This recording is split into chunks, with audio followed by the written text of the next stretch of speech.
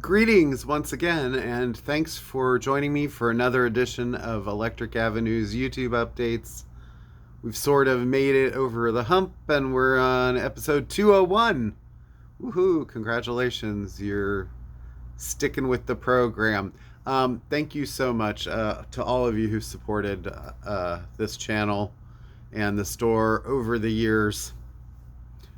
Can't thank you enough through thick and thin. All right, so it's a smaller new release week. We're in mid-August. There's a lot sort of going on, rumblings behind the scenes, but right now, sort of quiet. We made it through the explosion of the new Jack White album, the initial rush of the limited edition of that. That is being reissued September 13th as a regular black vinyl and CD. So, those of you who want that and weren't into all the hype about got to get this version or whatever, you'll be able to get your hands on that. And, we still have a few Talking Heads Stop Making Sense left. So, that's good. I ordered pretty heavily just to cover whatever might happen with that, because last year people were caught very off guard when all of a sudden that was no longer being made. So there's that. There's an upcoming Green Day box set for American Idiot coming out, so that might be of note to some people. But we'll get to more sort of like music newsy stuff next week. I kind of am just trying to sort of encapsulate where we're at right now and getting some news about where we are going forward. So let me get to new releases. Like I said, there aren't as many, so this ought to be another shorter video, at least as short as last week, which was a little bit shorter, right? Because we were waiting for Ween, and that is also a title that has been sold out now, and hopefully we're getting more of those. That did not say anywhere that Ween's Chocolate and Cheese was a limited thing, but I do know that it was heavily wanted by people. So there may be more of those coming as well, but we don't know. Until they show up, we don't know. So, all right, first new release of this week. We're going back here 10 years after, and this is Woodstock 1969. So this is the full performance. The legendary performance recorded 17th of August, 1969. So almost 55 years ago to the date, pretty close. Newly mixed and restored, featuring the anthemic I'm Going Home. Issued on vinyl for the first time. Includes liner notes by Chris Welch. Indies exclusive edition. It is a 2 LP, 140 gram white and purple tie-dye vinyl. Limited to 1,000 units available worldwide. So I don't know why they're making this so limited. It's sort of like what they did last week or the week before with the Jefferson Airplane Woodstock set, where there were 3 LPs of this iridescent clouds breaking blue vinyl, and they only made 1,000 of these as well, and this was a triple vinyl. So those are, well, pretty much they're going. So if you haven't gotten in on those already, you better do it fast if you want it. So, okay. But yay, Woodstock. It's nice to have a happy anniversary to celebrate. New release this week, Ray LaMontagne, and a new album from him called Long Way Home. This is on Eruption vinyl for indie exclusive. What Eruption vinyl is, maybe it looks like lava or something, but looks like 9 tracks. One is an instrumental, but I don't know, I think Ray is a highly underrated singer-songwriter. I just really enjoy a lot of his material. He's done very well. Trouble is a perennial seller, so his debut, but he's had several really good albums. My personal favorite's probably Till the Sun Turns Black, but I tend to kind of like dark, bleak records, as you will see with today's recommend. Let's see, Foster the People and their new album, Paradise State of Mind. I love this cover. It looks like some fantastical, like, art museum piece or something. But features the singles Lost in Space and See You in the Afterlife exclusive transparent pink vinyl.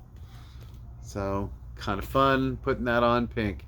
All right, new album from Shelby Lynne, Consequences of the Crown. And this one, I remember she does a cover of Gone to Bed.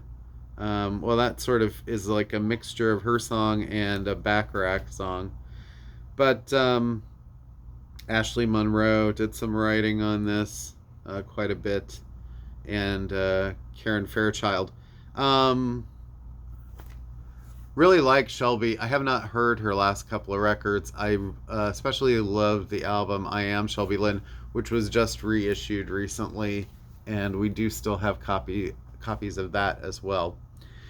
Well, here's a blast from the past that I have not really thought of much or seen her name in probably over 20 years. But this is actually really good, what I've heard so far. Nika Costa, and this is her new album, Dirty Disco. And I suppose the cover art is kind of representative of the music within. It's a limited white vinyl. She worked on this album a little bit with Greg Phillinganes, who people might remember as being a pretty tremendous keyboardist, played on like Thriller and Off the Wall. And this is a very, well, I've heard very Princey, early Prince kind of sounding stuff. If you like albums like Controversy and Dirty Mind, that's pretty much the sound that she's going for here. She's sort of a funk soul singer. Her song back in the 90s that got sort of hit radio play was called Everybody's Got Their Something. And she kind of had a funky soul vibe. And I'm not really sure. I know she made a couple albums after that and then either got dropped by Capitol. I think she was on one of the Capitol labels. And then I don't know what happened to her, but here she is again. She's about 50 years old, but she's rocking the soul thing. And go check out her videos on YouTube for, I think, the title track, Dirty Disco, and Dance and Forget. That's great. And It's Just Love is a pretty great song too. So some of them are there to sample, but I was really impressed with that. All right. And then, well, we got to have some sort of like new old. And I love the fact that this has been an official release. This is Father John Misty, and it's his new greatest hits album. It's actually greatish hits, because they're somewhat great, or because they weren't really as popular as what a greatest hits album would say. But the album is called, I love this cover art too. I mean, it's sort of very descriptive of Father John Misty, aka Josh Tillman's music. But I followed my dreams, and my dreams said to crawl. And it's a 2 LP on color vinyl with Real Love Baby, Hollywood Forever, Cemetery Sings, Mr. Tillman, and a brand new song, I Guess Time Just Makes Fools of Us All.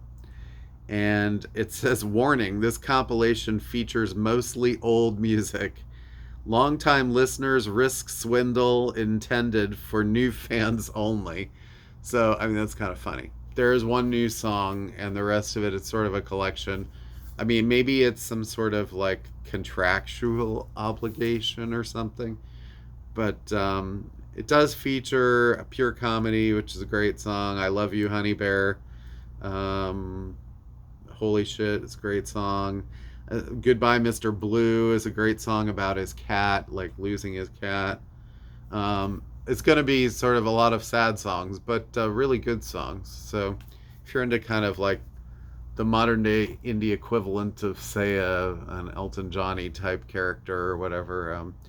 Also hard to believe he was the drummer for Fleet Foxes. You know, you think about people who talented people who sit behind other people, that eventually they get their day and their say, and it's pretty amazing to hear that material come out and you think, wow, all that was kind of like Who would have known?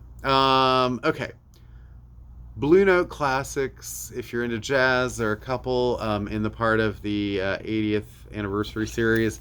Um, so, mastered by Kevin Gray at Coherent Audio, Wayne Shorter's Juju, and Lee Morgan's The Gigolo.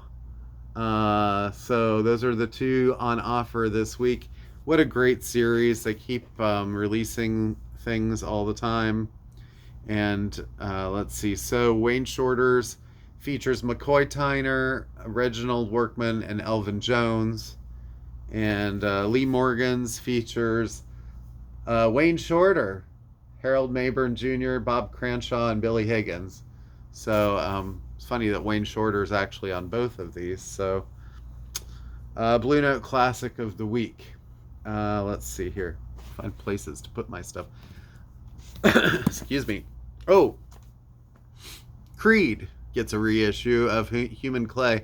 This came out a few years ago on black vinyl. Now we get a 2 LP 25th anniversary edition on limited gray smoke pressing.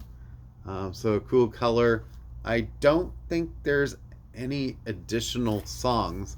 I think they just spread it over 2 records to, audio fidelity, I suppose, make the sound better.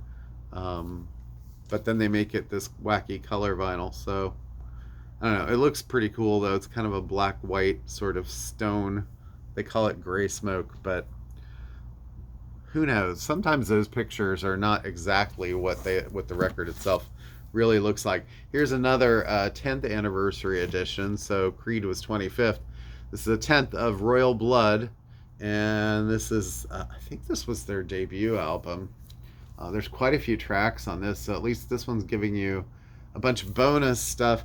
10th anniversary limited edition double gold vinyl includes B-sides, live performances, unreleased demo, and poster. And it's this cool foil shiny cover. I think I read somewhere that this was supposed to be the original cover, and then somewhere along the line the budget got in the way and they sort of made it a white cover, so they were bringing back the gold for this edition. Another reissue anniversary here, the 15th anniversary of Dinosaur Jr.'s Farm. So Jay Mascis and company. Legendary rock band Dinosaur Jr.'s 9th full-length album. This special anniversary edition features 4 bonus tracks: Houses, Wherever You're Ready, the Zombies cover, Creepies, and Show. For the first time on vinyl, limited lime color edition. The glorious noise every garage band dreams of making, says Rolling Stone.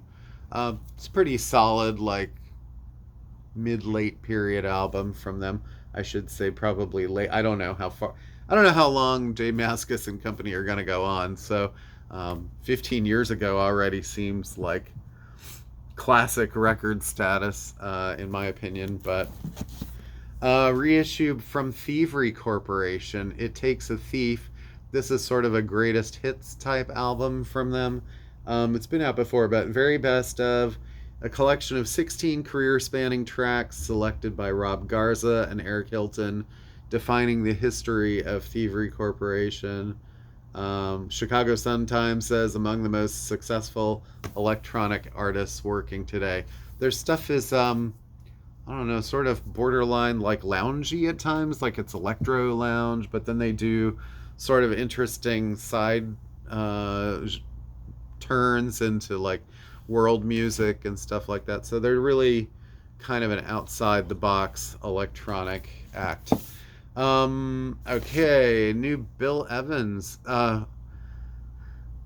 Gosh, Bill Evans, probably one of the most reissued artists out there, and people love it.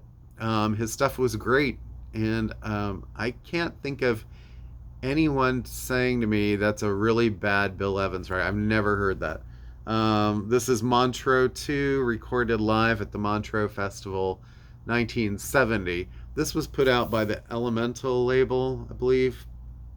Let's see. It was the second of Bill Evans' Montreux concert recordings to be released, following the first one in 1968. It features the leader accompanied by Eddie Gomez on bass, Marty Morell on drums. According to AllMusic, Ken Dryden, the concert finds the pianist in peak form, delivering a terrific live performance. Um, Cover's a little nondescript, no song title, so you'll have to look that up online. Another jazz reissue this week. Sonny Stitt and Red Holloway at Cobden's Place. Let's see. This is 1980, unreleased 1981 recording. So it's a little bit later. That doesn't mean it's not good. And a lot of people love Sonny Stitt. I think he's also been not as heavily as Bill Evans, but he's been reissued quite a bit lately. Yeah, 5 tracks. Looks like they're rather long. So, all right. A lot of reissues. Elliott Smith, an introduction. This has been available before, but this is a special indie exclusive color vinyl. They don't tell you what color. Let's see. It's just basically those kind of getting into Elliott, but it's a nice collection of stuff. Pictures of Me, The Biggest Lie, Waltz Number 2, Big Ballad of Nothing. I think most of these. Early version of Miss Misery and the single version of Happiness. This is a Kill Rock Stars release, so a lot of these were before he signed with Interscope or Geffen. Can't remember who signed to after that. The Dirty Heads, a 10th anniversary of, this is what's the name of this? It's Picture Disc. I think this is it's The Phantoms of Summer, Home. This is like a zoetrope disc, so when you have it in certain light and you, I guess, hold your phone up to the light, it sort of looks like these images are dancing, which is kind of cool because this is a very vivid cover. But see if you can see the artwork there, pretty close. But yeah, produced by Louis Richards and Jim Perkins. There's a track listing. Sorry, that probably flashed that too fast. Mazzy Star, yes. So Tonight That I Might See, reissued again. I think we had these in stock recently on black vinyl. These are the special purple ones, and this time I don't know why, but they didn't put a sticker on it, so you can't tell that it's actually the color vinyl edition, but they are. And this was the first run of these was so successful and sold out that they were well, we got to make more of them. So that's what we have here. Train, a reissue of their album Save Me San Francisco. A lot of people tend to only think of the first Train album because of Drops of Jupiter, but this was really popular too. This is the 15th anniversary, featuring Hey Soul Sister. That song was really popular. Marry Me and If It's Love. It also includes Shake Up Christmas plus 8 bonus tracks new to vinyl. So I don't know, if you're a Train fan, you might want this. Looks like some of them are different mixes. There's a club mix of Hey Soul Sister and a country mix of it. Alternate version of Parachute and Marry Me First Dance mix. So I'm assuming Marry Me is probably a wedding type song. I don't really know. All right. Well, this is a classic here. Jackson 5, Get It Together. And this is a very late 70s studio record for them. They always had this cool die cut cover, which they've replicated here. And this is on red vinyl for the first time. A limited edition. This actually is, this is 73. I don't know why I said late 70s. It's the 8th studio album, released in 73. So by 73, they already had 8 studio records. They just cranked them out. And it features the hit Get It Together and the original version. Oh, I'm sorry. The original version of the subsequent hit Dancing Machine. So that's right. They did reissue that. They did put that song out a couple of times. Git was one of the earliest albums to experiment with a disco sound and the first to feature lead singer Michael, then 14 years old, with a slightly deeper tenor singing voice. Rolling Stone said that it's their most energetic and exciting work since ABC, and an album that should finally break them out of the just for kids market once and for all. So, and it pretty much did. I mean, this was sort of the era that I don't know, the cartoon was sort of starting to wane, and it was like, oh, they're gonna have to grow up. And gosh, the '80s were pretty big for the Jacksons. Let's see, more hits by the Supremes. This is another. These are both the Elemental reissues. So sometimes they're picking up these great soul albums and doing them again. But this is sort of, so it's more hits. It's like more greatest hits, but it's interesting that it's got Stop in the Name of Love, which I think of always as like one of their biggest hits. So it's interesting that they, had to have a second greatest hits. But this has Nothing But Heartaches, Back in My Arms Again, another big hit. Some of these others I don't know as well, but classic stuff. And I think it's cool that they're doing these old Motown records because some of the original pressings of those were not very good. The vinyl quality was not great. Clark Hutchinson, A equals MH3. This is something that I was not really aware of much, but it's their debut album, an electrifying journey into the boundless creativity of its masterminds. Andy Clark and Mick Hutchinson both were familiar faces in London's underground scene, performing at clubs such as UFO and Middle Earth before branching out as a duo, recorded during two intense 12-hour overnight sessions in May 1969 at Sound Studios, London. This represents a dynamic fusion of jazz, raga, blues, and psychedelia. So it looks pretty wild, man. Okay. And then one other vinyl here, Czarface, and this is Czartificial Intelligence, the instrumentals. Pretty cool cover there, cover art. So yeah, they take the vocals off, and it's just the instrumental versions. Some CDs that I need to point out, because there are other things that haven't shown up on vinyl yet that are out for order or delivery.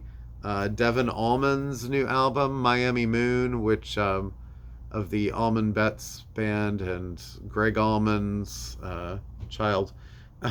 This is his new solo album, Miami Moon. So hopefully the vinyl for that shows up soon. We've got the new one from The Script, also expecting vinyl. Satellites is the name of that album. Parental Advisory. Really? Why does The Script need that? Can only imagine what's being said there. Here's a cool collection.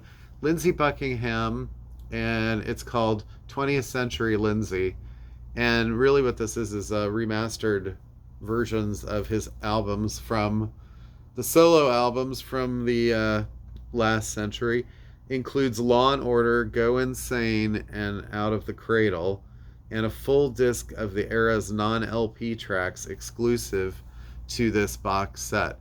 So this little CD box set also has Holiday Road, Dancing Across the USA, the extended mixes of Go Insane, Slow Dancing, Time Bomb Town, Soul Drifter Radio Mix, On the Wrong Side, and Twisted.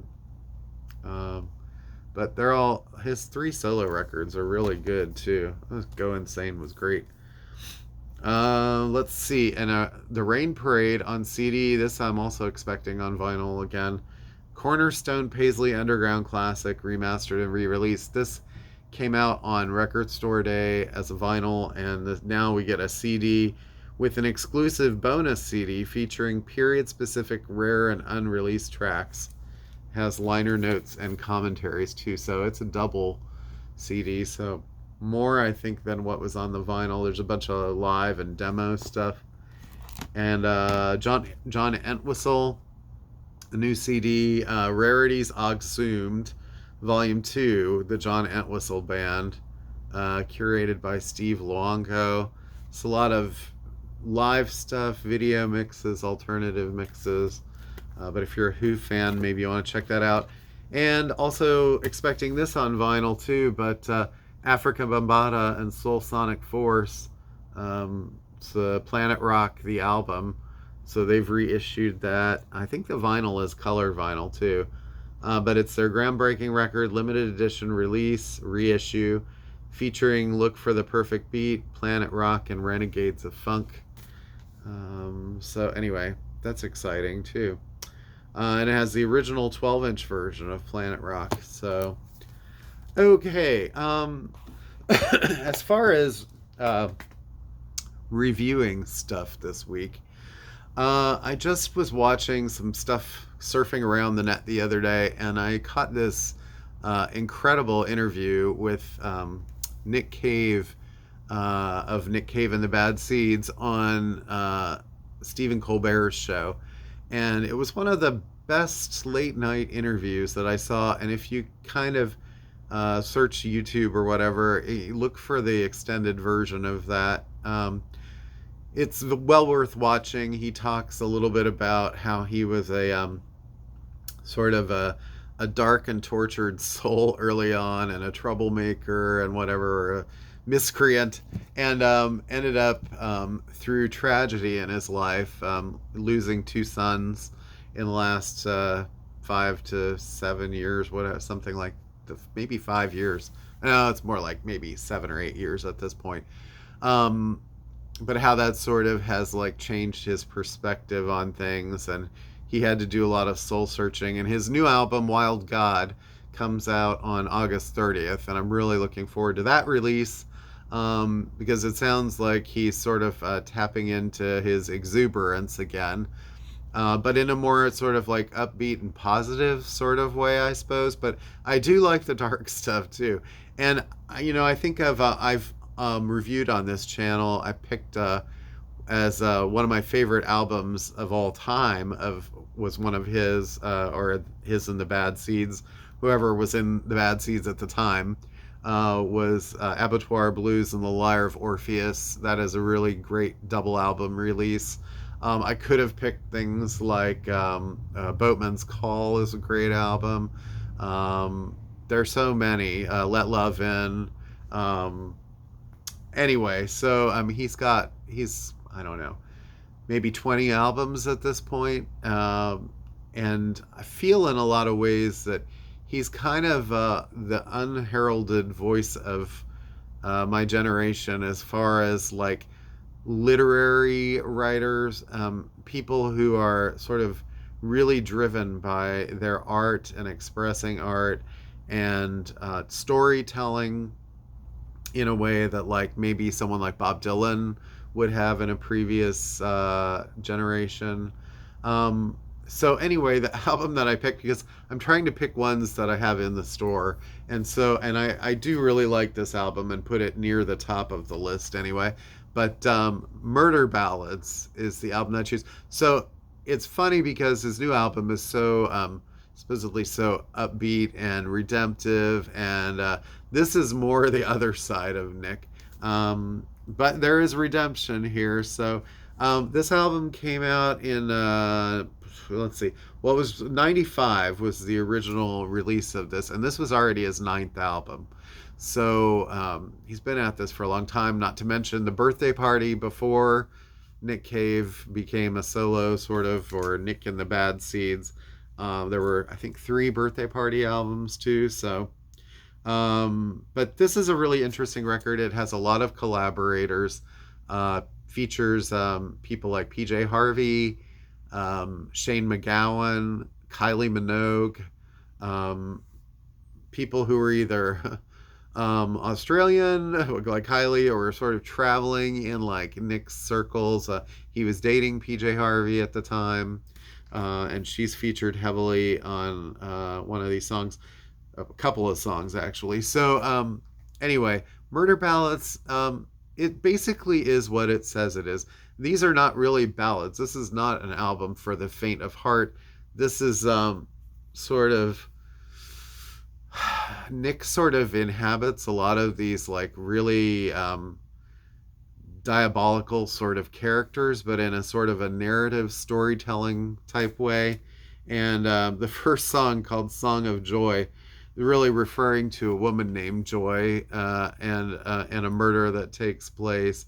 And it's I would say that the images on this record are pretty graphic. I would say that the language used is kind of almost shocking at times, because of, and not because there's a bunch of f bombs or something like that, but because of the images that go along with the words that he's using, or the images that he's creating. This is sort of like, if you want something that's sort of unsettling and dark, just as like a kind of like a form of like strange entertainment, in a way that is not typical what you're going to find in like mainstream culture or whatever. Um, his vocals are not like typical, like, oh, those are pleasing vocals or whatever. It's everything about this is meant to be somewhat unsettling in a way. But like I said, there are sort of redemptive moments. The duet that he has with PJ Harvey, which is Henry Lee, I believe, is very like more. Is it Henry Lee or is it Lovely? It's Henry Lee. Much more sort of like a couple sort of talking to each other, especially Where the Wild Roses Grow. I think is probably the most easy on the ears kind of song on this album, where Nick and Kylie Minogue sort of are trading back and forth in a very dark, romantic kind of song that someone like Johnny Cash would have maybe done with June, and June Carter Cash. And he actually, in that interview I referenced, talks a fair bit about Johnny Cash and meeting him and working with him. Um, I mean, the album is sort of like a series of different kind of dark storytelling images, but it sort of all culminates in the track O'Malley's Bar, which is sort of near the end here. A 14-minute storytelling track, very like, lots of graphic. Some of these are they tend to be more rustic kind of stories, like stories about like the old west, where things were like much more, and I think the cover art sort of is a good sort of expression of that. Stories that of things that happened before we had like telephones and like ways to contact people, and sort of like, if you enjoy movies like Night of the Hunter, those classic kind of films, I think that this is kind of probably up your alley, at least for investigation. Now, it does end with the song Death Is Not the End, which is sort of the redemptive moment of that album. And he brings back all of the voices of the people that have been featured throughout the album to each have their own little part of a verse or whatever, to show that, there is sort of an afterlife. And at least that's sort of the image that this album is trying to put across. But I would put this up there as one of Nick's, one of his best albums, one of his most interesting albums. Now, some people might find it kind of a slog or difficult because of the subject matter, but it just shows that he is like an artist that's sort of on another level, to have the bravery to put an album like that out. At the time, in the Bad Seeds, Blixa Bargeld was in the band. He'd been in Einstürze und Neubauten, which is sort of a industrial type German band. And this was released on Mute Records, which was more probably famous for its kind of poppier, like Depeche Mode and stuff like that. But Depeche had gotten quite dark too by this point. But Mick Harvey was another big contributor, Jim Sclavunos. Anyway, so Martin Casey. This is a great album. But I would suggest, Nick is kind of maybe a difficult sort of one to get into the way that Dylan might be, because he has so many records, and it's sort of difficult to know where is the entry point, what's a good album to start with. There was a best of released a few years ago, So you might want to start there, actually. This is an album that I probably wouldn't start with. Even though it's great, it kind of sets the tone as like, this is what Nick Cave is about. Something like Boatman's Call might be a little bit easier on the ears if you want something that's more accessible, or even what I mentioned earlier, Abattoir Blues and The Lyre of Orpheus. That double album, it does have some kind of dark stuff on it, not really approaching this level, but it also has a lot of stuff that's a little more like um, more kind of like easier on the ears, I suppose.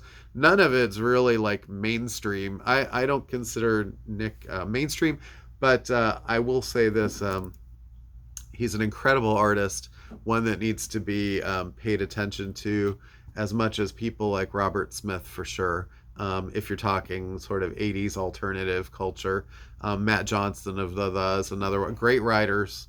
And so, anyway, and Matt's got a new record coming out in a couple weeks, too. So, the week after Nick Cave. So, anyway, that's my sort of recommend for the week. And thanks for watching, and we'll be back next week with a bunch more. Next week is not a huge week. Sabrina Carpenter is sort of a big thing. But once we start hitting August 3rd and then in September, you're going to start seeing a lot more records coming out again. So, and maybe we'll get more balance between the reissues and the new. It seems like we've had a lot of reissues this summer, but that's great because that's what keeps record stores like ours sort of going when the artists are out doing their tours and not necessarily releasing their new album. So, all right. Have a great week, everybody. Stay safe. Peace. Thank you very much. And see you on episode 202. Take care.